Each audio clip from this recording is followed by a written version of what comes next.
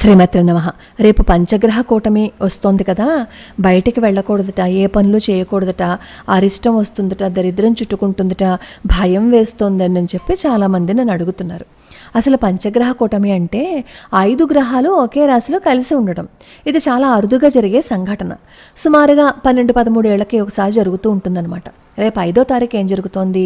బుధుడు, శుక్రుడు, సూర్యుడు, చంద్రుడు, గురుడు ఈ గ్రహాలు వృషభ రాశిలో కలవబోతున్నాయి. అసలు మామూలుగా ముందుగానే బుధుడు, రవి, గురుడు, శుక్రుడు వృషభ రాశిలో ఉన్నాయి.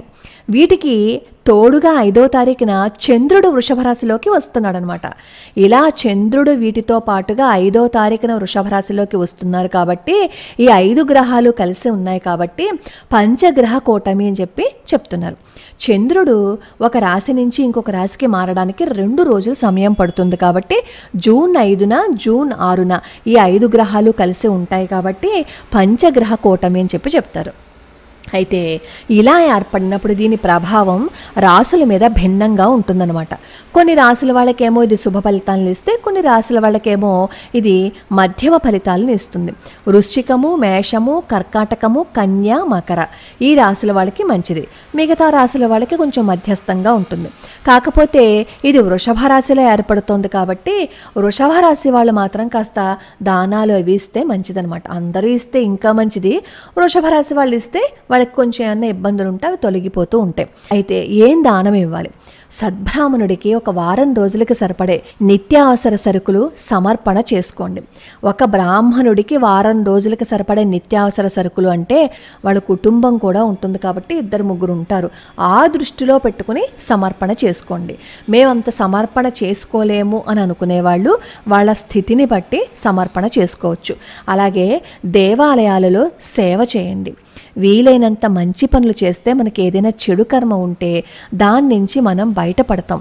ఎప్పుడైనా సరే మనం బాధల్లో కష్టాల్లో ఉన్నామని అనుకోండి, మనం డబ్బులు ఖర్చు పెట్టలేని స్థితిలో ఉంటే సేవ చేస్తే మనం ఆ చెడు కర్మ నుంచి తప్పించుకునే అవకాశం ఉంటుంది. మేము ఏం చేయలేము, మా దగ్గర నయా పైసా కూడా లేదు అనేవాళ్ళు గుళ్ళోకి వెళ్ళి సేవ కూడా చేసుకోవచ్చు అనమాట. ఈ వృషభ రాశి వాళ్ళకి కానీ మిగతా రాశుల వాళ్ళకి కానీ ఫలితం ఆ 2 రోజులు మాత్రమే ఉంటుంది.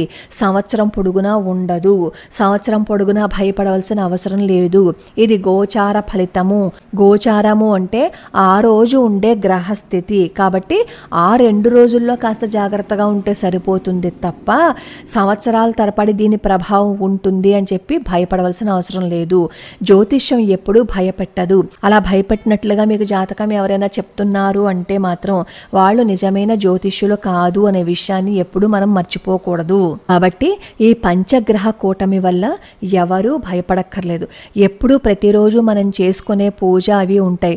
అవి చేసుకుంటూ ధర్మం తప్పకుండా సత్యాన్ని మాట్లాడుతూ ఇంకొకరిని ఇబ్బంది పెట్టకుండా మనం మన జీవితాన్ని గడుపుతున్నంతసేపు మనకు ఒకవేళ కష్టం వచ్చినా సరే భగవంతుడు ఆ కష్టం నుంచి బయటపడే మార్గాన్ని మనకి చూపిస్తాడనే విషయం మనం ఎప్పుడూ మర్చిపోకూడదు.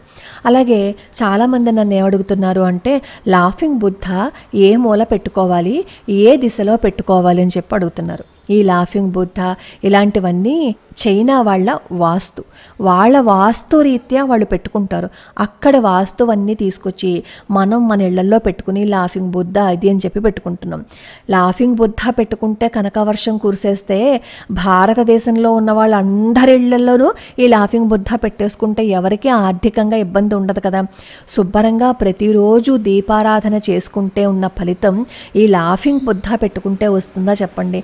నిత్యం దీపారాధన చేస్తూ ధర్మం తప్పకుండా ఇంకొకళ్ళని బాధ పెట్టకుండా ఉంటే సరిపోతుంది. భగవంతుడికి మించిన శక్తి ఇంకొకటి లేదు.